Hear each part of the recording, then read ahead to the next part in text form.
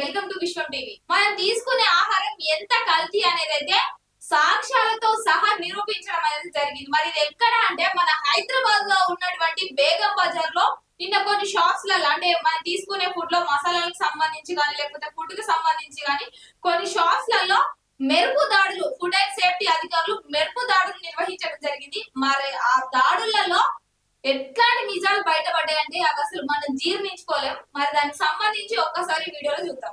మసాలాల్లో విషం, లవంగాలు, సాజీరాకు, synthetic colours. మసాలాలు అంటే తెలిసే కదండి, మనందరం ఇప్పుడు బిర్యానీ ప్రియులం. బిర్యానీ అంటే మొత్తం మసాలాలు గట్టిగా వేయాలి.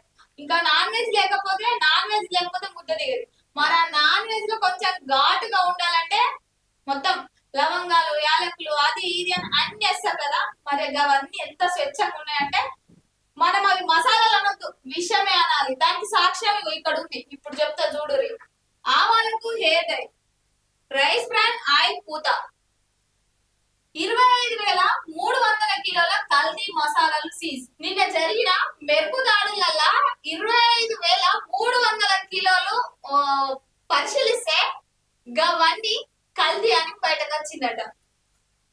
గవన్నింటిని కూడా సీజ్ చేయడం జరిగింది. సోంపు, జీలకర్ర, వాముకు రంగులు, బట్టలు, ఇండస్ట్రీస్ కలర్స్ తో కల్తీ. మనం వాడతాం కదా, కొంచెం అన్నం ఎక్కువ తింటే అది జీర్ణం కావాలి, కొంచెం ఆయాసం అవుతుంది అంటే జీర్ణం కావాలంటే కొంచెం సోంపు తింటాం. మరి సోంపు కూడా కలర్ వేస్తారంట. ఇక అజిత్ వేసినప్పుడు కొంచెం వాము గాని లేకపోతే లవంగం గాని అట్లాంటిది నోట్లు వేసుకుంటే కొంచెం రిలాక్సేషన్ వస్తుంది అని తింటాం కదా. వీటికి కూడా రంగులేసిరట. అంటే మనం అన్నం అజీర్తి కావాలని ఇక సోంపు, లవంగాలు నోట్లు వేసుకుంటే అన్నం అజీర్తి అవడం సంగతి పక్కన పెడితే హాస్పిటల్ పాలవుతాం అనేది చెప్తున్నారు అధికారులు. హైదరాబాద్ లోని బేగం బజార్ లో హెచ్ ఫాస్ట్ పోలీసుల దాడులు. ఎక్కడ మరి నిన్న హైదరాబాద్ లో ఉన్నటువంటి మన బేగం బజార్ లో ఉన్నటువంటి మసాలా దుకాణాలు అయితే ఏమున్నాయో వాటి అన్నిట్లలో దాడులు అంటే మెరుపు దాడులు అంటారు కదా, ఆ దాడులు నిర్వహించగా మొత్తం కల్తీయే. మనం వాడే మసాలాలు మొత్తం కల్తీ అనేది బయటకు రావడం జరిగింది. వాటిని ఆల్రెడీ 25,300 కిలోలను కూడా సీజ్ చేయడం జరిగింది.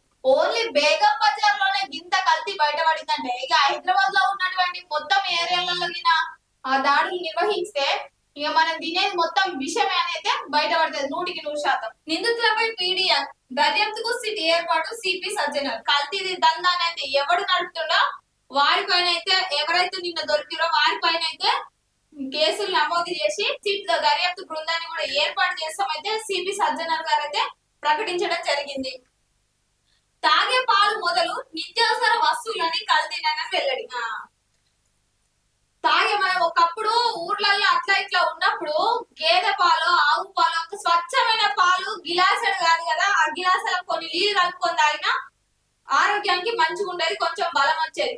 ఇప్పుడు లీటర్ పాలు అయినా లీటర్ ఒక 1% అన్న పాలు ఉంటుందో లేదో తెలియదు కానీ మొత్తం కల్తీ. యూరియా వాడడం లేకపోతే ఇంకా వేరే కలర్ వాడడం వల్ల పాలు కూడా మొత్తం కల్తీ అయిపోతున్నాయి. చాలా ఇంతకుముందు చాలా వీడియోస్ వచ్చినాయి, చాలా న్యూస్ కూడా వచ్చినాయి. అంటే మొత్తం పాలు కల్తీ అవుతున్నాయి అని మనం రీసెంట్ గా చూసినట్లయితే ఏపీలో ఈ పాలు తాగి కూడా కొంతమంది చనిపోవడం జరిగింది, హాస్పిటల్ పాలవడం కూడా జరిగింది. ఇక పాల సంగతి పక్కన పెడితే అంటే పాలు అంటే చిన్నపిల్లలు తాగుతారు కదా, చిన్నపిల్లలకి ఎక్కువ ఇష్టం, పెద్దవాళ్ళు చిన్నవాళ్ళు అనే తేడా లేకుండా ఎక్కువ మందితో పాలు తీసుకోవడం జరుగుతుంది.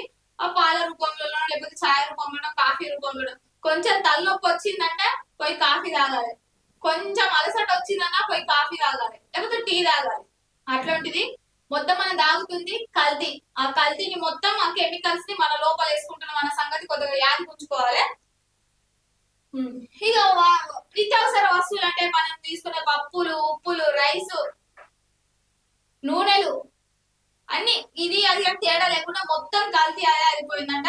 మరి ఆ కల్తీ ఎందుకు జరుగుతుంది, మరి ఎవరి నిర్లక్ష్యం, మరి వాళ్ళు ఇంత బాధ్యతగా కల్తీ దందాలు ఎట్లా నిర్వహించుతారు, మరి వాళ్ళు ఎనికి ఎవరు ఉన్నారు ఏంటి అనేది ఇప్పటికి కూడా తెలియదు. మరి ఇప్పుడు సిపి సజ్జనర్ గారు అయితే నిన్న మెరుపు దాడులు నిర్వహించారు.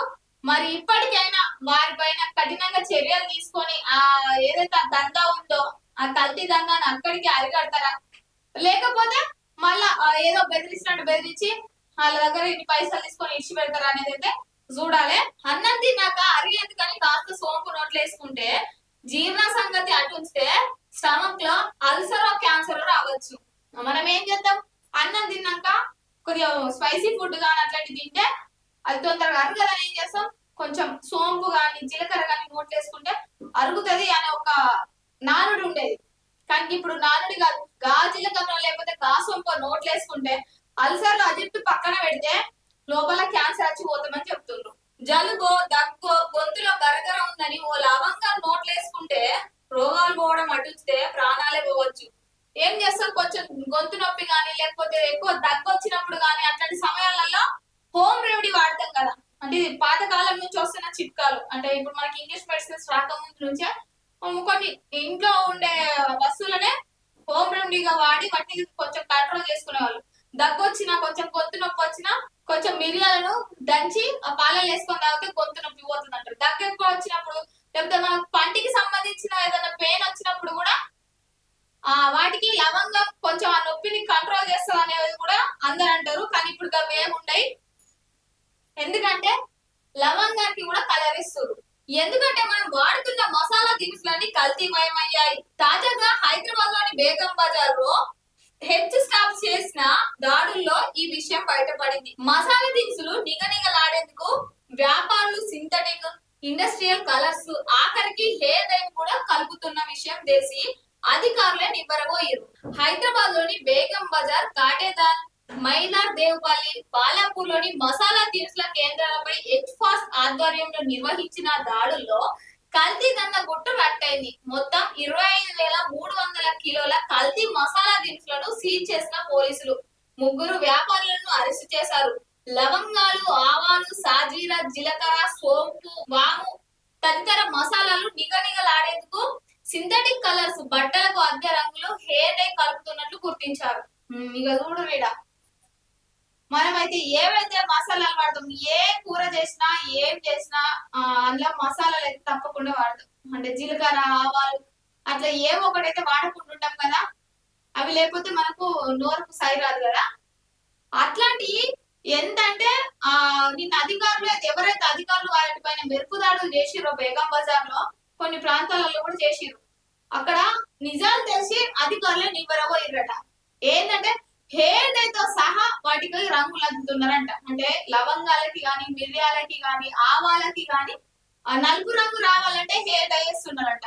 ఇక మిగతా వాటికి ఏమో సింథటిక్ కలర్స్, అంటే మనం బట్టలకు వాడే కలర్స్ ఉంటాయి కదా, ఆ కలర్స్ ని అన్నింటినీ అద్ది మనకు అమ్ముతురు.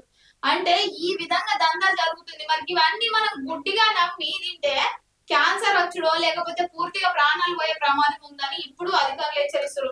మరి ఇప్పటికైనా ఈ దాడులు చేసిరు కదా, వాళ్ళని 2-3 హ్యాండ్ ఓవర్ చేసుకురు. ఇది చిన్న మొత్తంలో జరగదు దందా, కమిటీ లాగానో ఒక గ్రూప్ లాగానో నిర్వహించడం అనేది జరుగుతుంది. వాళ్ళ బాధ్యత అమ్ముతున్నారు కాబట్టి ఇప్పటికైనా వారిపైన చర్యలు తీసుకుంటే ఇక ముందు ఇలాంటి కల్తీ దందాలు జరగకుండా చూసుకోవాల్సిన బాధ్యత కూడా ప్రభుత్వం పైన ఉంది, మరి అధికారుల పైన ఉంది.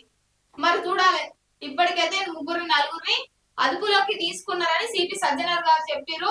మరి వారిపైన ఎలాంటి చర్యలు తీసుకుంటారు, మరి కల్తీని హరికడతారా లేరా, లేకపోతే ఈడికే వదిలేసి ఊకుంటారా? హైదరాబాద్ మొత్తంలో ఉన్నటువంటి అన్ని ప్రాంతాలలో ఈ దాడులు, మెరుపు దాడులు చేసి వాటిని కూడా కంట్రోల్ చేస్తారా లేదా అనేది అయితే వేచి చూడాలి.